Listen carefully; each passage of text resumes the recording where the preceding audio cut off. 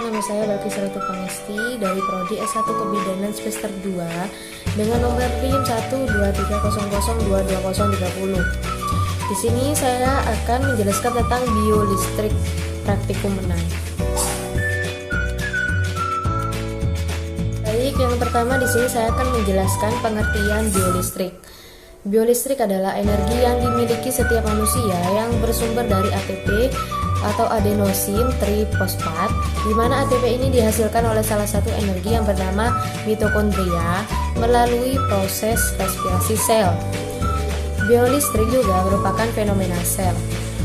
Sel-sel mampu menghasilkan potensi listrik yang merupakan lapisan tipis muatan positif pada permukaan luar dan lapisan tipis muatan negatif pada permukaan dalam bidang batas atau membran.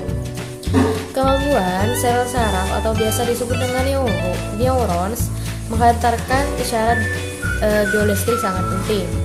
Transmisi sinyal biolistrik (TSB) mempunyai sebuah alat yang dinamakan dendris yang berfungsi mentransmisikan isyarat dari sensor ke neuron. Stimulus untuk men-trigger neuron dapat berupa tekanan, perubahan temperatur, dan isyarat listrik dari neuron lain. Baik, di sini saya akan menyebutkan beberapa macam-macam gelombang. Yang pertama yaitu ada arus bolak-balik atau sinusoida. Yang kedua yaitu arus setengah gelombang atau telah diarahkan. Yang ketiga ada arus arus searah penuh tapi masih mengandung ripple atau desir. Yang keempat arus searah murni. Yang kelima yaitu faradik. Dan yang keenam yaitu surget faradik atau sentakan faradik. Yang ketujuh yaitu surget sinusoidal atau sentakan sinusoidal. Yang kedelapan yaitu gulvanik yang interruptus. Yang terakhir yaitu arus gigi gergaji. Di sini ada beberapa macam-macam gambar gelombang. Yang pertama itu ada arus bolak-balik atau sinusoidal, persamaan sel sinusoida. Yang di sampingnya ini ada arus setengah gelombang atau penyearah setengah gelombang. Ada gambar arus searah penuh tapi masih mengandung ripple atau desir. Contoh gambarnya ini ada di bawah. Sebelahnya itu ada arus searah murni. Jadi ada perbedaan dari antara dua gambar tersebut. Selanjutnya di sini ada contoh gambar macam-macam gelombang arus listrik dari arus aradik. Selanjutnya di sampingnya ini ada contoh gambar surget faradik atau sentakan faradik. Jadi ini jauh berbeda ya gambarnya. Nah, di sini ada contoh gambar surget sinusoidal dari figur 1. Di sampingnya ada contoh gambar dari gulvanik yang interruptus atau arus listrik AC dan DC. Yang terakhir, contoh gambar dari arus gigi bergaji atau pembangkit gelombang di gergaji. Bisa kalian lihat di sini ada contoh gambarnya, ada di sampingnya ya. Dan di bawahnya ini ada rumus-rumusnya. Di sini saya akan menjelaskan mengenai pengertian, kepanjangan alat, dan cara penggunaan dan fungsi. Yang pertama di sini ada EMG atau biasa disebut dengan elektromiografi. Adalah prosedur pemeriksaan yang dilakukan untuk mengukur aktivitas listrik otot beserta saraf yang mengendalikannya. Elektromiografi dilakukan dengan menggunakan semacam alat pendeteksi aktivitas otot, sebuah elektroda yang terhubung dengan mesin EMG. Alat yang digunakan pada prosedur intramuskular EMG adalah elektroda berupa jarum halus dan tipis yang dimasukkan dalam otot melewati permukaan kulit. Intramuskular elektromografi dianggap mampu menunjukkan hasil analisis lebih spesifik terutama bagi otot yang berukuran kecil dan terdalam. Namun selama pemeriksaan berlangsung, jenis EMG ini beresiko menimbulkan rasa nyeri dan kemungkinan kecilnya dapat menyebabkan infeksi atau pendarahan pada area tusukan jarum. Karena itu, jenis EMG yang satu ini tidak sering digunakan atau hanya pada kondisi tertentu yang benar-benar dibutuhkan. Selanjutnya yaitu prosedur penggunaan EMG. Prosedur ini dilakukan dengan menempelkan elektroda pada permukaan kulit, tepatnya di atas otot yang mengalami keluhan. Prosedur EMG juga lebih sering digunakan oleh dokter karena dianggap lebih aman dan praktis. Namun, hasilnya hanya bisa maksimal pada otot besar di dekat permukaan kulit. Untuk meminimalisir terjadinya komplikasi, prosedur ini kerap kali dilakukan pada atlet yang mengalami cedera seperti kelemahan otot. Fungsi dari EMG. EMG atau elektromografi merupakan suatu hal yang digunakan untuk merekam aktivitas listrik pada otot. Pemeriksaan ini biasanya merupakan lanjutan dari pemeriksaan fisik untuk mendeteksi adanya kelainan pada otot yang secara klinis dinilai normal tetapi pasien merasakan gejala neuropati. Pemeriksaan EMG relatif aman serta tidak menimbulkan efek samping pada pasien. Metode pemeriksaan EMG adalah mencatat atau merekam aktivitas listrik otot, tepatnya listrik yang telah dikirim oleh saraf motorik. Perekaman aktivitas listrik otot ini disebut dengan myoelektrik dan dapat digunakan untuk gangguan saraf seperti trigeminal neuralgia, postherpetic neuralgia, carpal tunnel syndrome, tarsal tunnel syndrome, radiculopati, dan polineuropati, maupun gangguan otot seperti pada penderita poliomyelitis dan miastenia gravis. Nah, di bawah ini adalah contoh alat penggunaan dari EMG. Apa itu EKG? EKG atau elektrokardiogram adalah salah satu pemeriksaan medis yang berkaitan dengan jantung. Tes elektrokardiogram ini biasa dilakukan oleh dokter sebagai langkah penunjang diagnosis beberapa penyakit jantung yang umum terjadi. Salah satunya yaitu aritmia atau gangguan irama jantung, penyakit jantung koroner, kelainan katup jantung, peradangan jantung, atau biasa disebut dengan miokarditis atau perikarditis, hingga pembesaran jantung. Walaupun tes EKG memeriksa impuls listrik jantung, namun tidak ada arus listrik yang dialirkan ke tubuh pasien selama prosedur pemeriksaan. Fungsi dari elektrokardiogram atau biasa disebut dengan EKG, secara umum fungsi elektrokardiogram adalah untuk mendeteksi kinerja serta kelainan yang terjadi pada jantung. Selain itu, elektrokardiogram juga digunakan untuk mendeteksi masalah lain pada jantung seperti ketidakseimbangan kadar elektrolit serta efek samping obat yang mempengaruhi irama jantung. Berikut prosedur pemeriksaan EKG, yaitu informasikan ke dokter mengenai obat-obatan apa saja yang sedang dikonsumsi. Selanjutnya, yaitu tidak disarankan untuk menggunakan lotion, bedah, atau produk sejenisnya pada tubuh, terlebih di bagian dada sesaat sebelum melakukan pemeriksaan EKG. Yang ketiga yaitu hindari mengonsumsi minuman berkafein serta air dingin sesaat sebelum melakukan pemeriksaan EKG, lantaran hal tersebut dapat mempengaruhi hasilnya. Kemudian pasien akan dipasang elektroda pada dada, kaki, dan lengan pasien.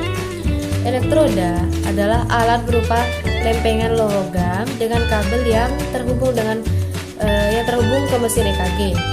Pasien akan diarahkan untuk bernafas sewajarnya. Sementara itu, mesin EKG merekam aktivitas kelistrikan jantung.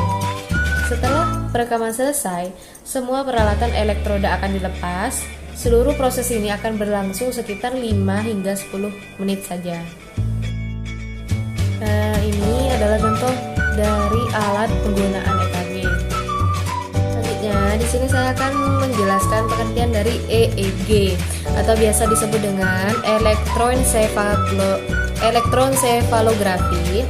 Adalah tes untuk mengukur aktivitas listrik di otak menggunakan alat berbentuk cakram logam kecil atau biasa disebut dengan elektroda yang terpasang pada kulit kepala Anda.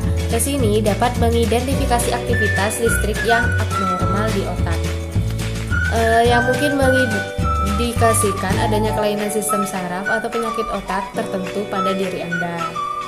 Sebagai informasi, sel-sel otak Anda berkomunikasi melalui impuls listrik yang aktif sepanjang waktu, termasuk saat tidur. Pada saat pemeriksaan EEG, aktivitas listrik tersebut akan terekam dalam bentuk garis bergelombang di layar komputer. dapat dicetak di kertas agar dapat lebih mudah dibaca dan ditafsirkan. Fungsi dari EEG. Fungsi utama dari EEG adalah untuk mendeteksi dan menyelidiki epilepsi, yaitu suatu kondisi yang menyebabkan seseorang mengalami kejang berulang atau kambuhan. Dengan tes rekam otak ini, dokter dapat mengidentifikasi jenis epilepsi yang dialami, hal-hal yang mungkin memicu terjadinya kejang kambuhan, serta pengobatan yang tepat dan terbaik. Namun, EEG juga dapat dilakukan untuk beberapa kondisi lain, seperti itu. Selain itu, pemeriksaan EEG juga umum dilakukan pada kondisi-kondisi lain dengan tujuan tertentu, seperti memastikan kematian letak pada seseorang yang koma, membantu menemukan tingkat anestesi yang tepat pada seseorang yang mengalami koma yang diinduksi secara medis. Selanjutnya yaitu untuk mengidentifikasi gangguan tidur atau perubahan perilaku. Yang terakhir, untuk memantau kondisi otak, termasuk aliran darah di otak selama prosedur pembedahan. Selanjutnya yaitu penggunaan EEG. Pasien mungkin perlu mengonsumsi obat penenang selama pemeriksaan EEG dijalankan. Bila Anda salah satunya, Anda mungkin diminta untuk beristirahat setelah tes dilakukan hingga obat penenang tersebut hilang. Selanjutnya yaitu pemeriksaan EEG umumnya berjalan selama 20 hingga 40 menit atau bahkan 1 jam. Ini termasuk waktu untuk berkonsultasi dengan tim medis serta mempersiapkan peralatan pada awal dan akhir tes. Adapun EEG yang dilakukan saat tidur umumnya membutuhkan waktu yang lebih lama. Selanjutnya, di sini ada contoh gambar dari alat penggunaan EEG. Selanjutnya, di sini saya akan menjelaskan pengertian dari EMG. Apa itu elektronistamografi? Elektronistamografi disingkat dengan EMG adalah pemeriksaan untuk mengukur pergerakan mata dan otot yang mengontrolnya. Fungsi dari EMG, tes ini umumnya untuk dilakukan mendeteksi gangguan pada sistem vestibular yang meliputi bagian telinga dalam, otot mata, dan jaringan saraf yang menghubungkan keduanya untuk mengirim sinyal ke otak. Lalu EMG akan menguji seberapa baik kondisi mata, telinga bagian dalam, dan otak dalam membantu koordinasi keseimbangan seperti saat beranjak berdiri setelah berbaring. Selanjutnya, cara penggunaan dari EMG. Lama pemeriksaan adalah sekitar 60 sampai 90 menit. Berikut ini adalah tahapan dari proses elektronistamografi, yaitu pemasangan alat. 5 buah elektroda akan ditempelkan di area sekitar mata menggunakan lem khusus. Anda akan diperiksa di sebuah ruangan gelap selama prosedur. Selanjutnya, untuk mengatur alat uji pada pengaturan yang tepat, Anda diharuskan untuk mengikuti titik laser yang bergerak sebelum tes dimulai. Dan ikuti instruksi yang diberikan oleh dokter atau petugas medis yang melaksanakan tes EMG. Di sini ada tes pergerakan mata.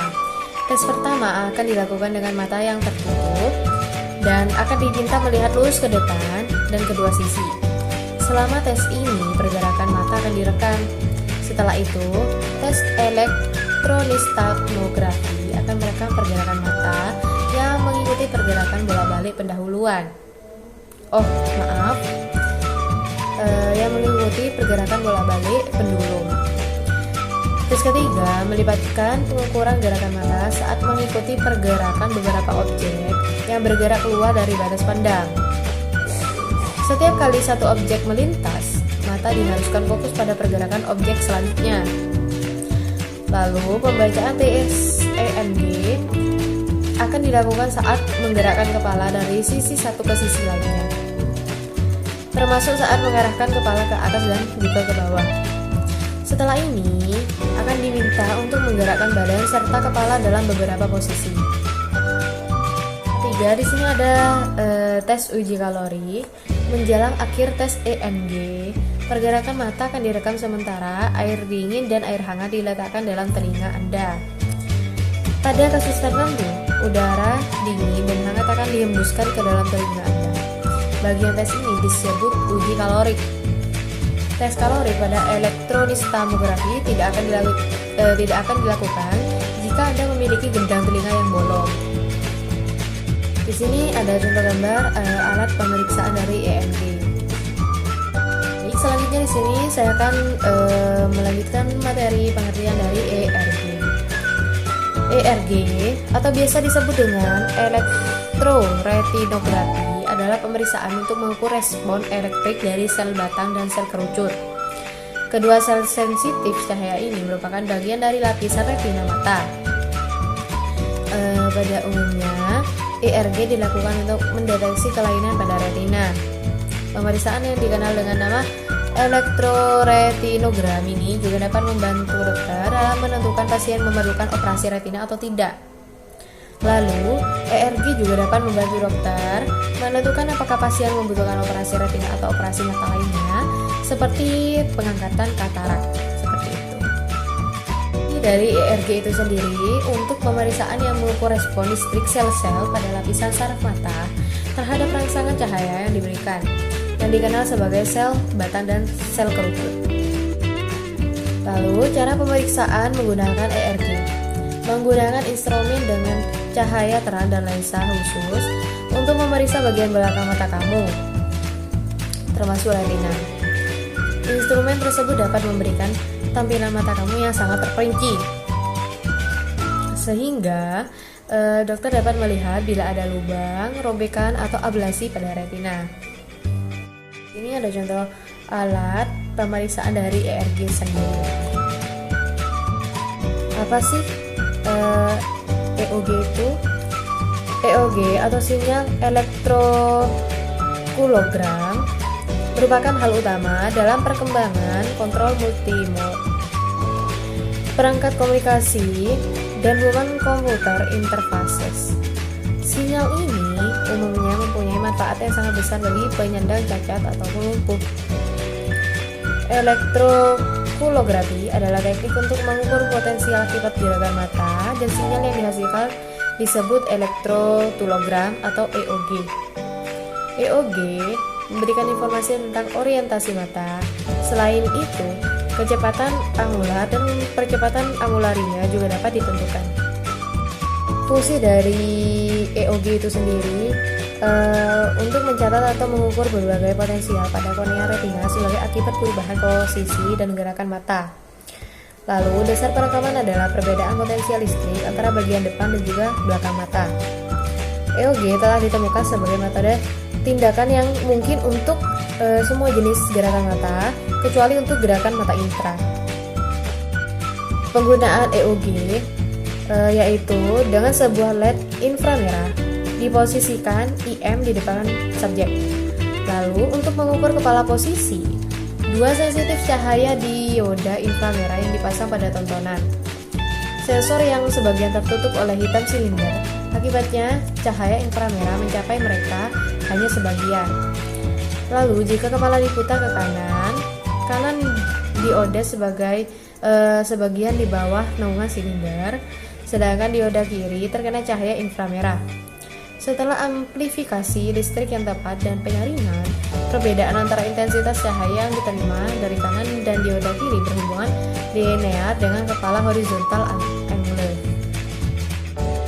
Lalu di sini ada contoh alat dari EOG. Pembahasan yang terakhir, apa sih EGG itu? EGG atau elektrogastrogram adalah pemeriksaan yang dilakukan untuk mengukur aktivitas elektrik pada lambung selama dan setelah makan. Baik, di sini ada fungsi EGG. Sampai saat ini EGG tidak ditujukan untuk mendiagnosis penyakit lambung yang spesifik. Namun prosedur ini dapat digunakan sebagai data penunjang mengenai ada tidaknya gangguan motorik pada beberapa penyakit lambung, misalnya gastroparesis dan dispepsia fungsional. Lalu EEG umumnya dilakukan bersamaan dengan beberapa pemeriksaan lain untuk memastikan penyebab penyakit dan keluhan yang dialami pasien. Lalu, mengapa EEG dilakukan? Elektrogastrogram dilakukan untuk mengevaluasi fungsi lambung seseorang Dengan cara mengukur aktivitas listrik pada lambung, pemeriksaan ini akan dipilih ketika dokter mencurigai bahwa otot lambung dan saraf yang mengaturnya tidak bekerja dengan baik. Selanjutnya, penggunaan EKG. Perawat atau petugas kesehatan lainnya akan memeriksa kondisi fisik secara menyeluruh termasuk berat badan, tekanan darah, dan detak jantung. Pasien akan diminta berbaring di meja pemeriksaan. Lalu petugas akan membersihkan area kulit dengan alkohol. Pada orang yang memiliki banyak rambut di area perut, petugas akan mencukurnya sebelum pemeriksaan dimulai untuk mempermudah prosedur. Setelah area pemeriksaan bersih, beberapa elektroda akan dipasang pada perut di sekitar area lambung. Lalu elektroda akan mendeteksi aktivitas listrik yang muncul dari otot lambung dan mengirimkan sinyal tersebut ke komputer yang tersambung, sehingga data-datanya bisa terekam. Selanjutnya, perekaman aktivitas listrik lambung ini akan dilakukan selama beberapa waktu. Yang terakhir, pasien akan diminta untuk meminum air putih sebelum dan tiap 10 menit selama pemeriksaan.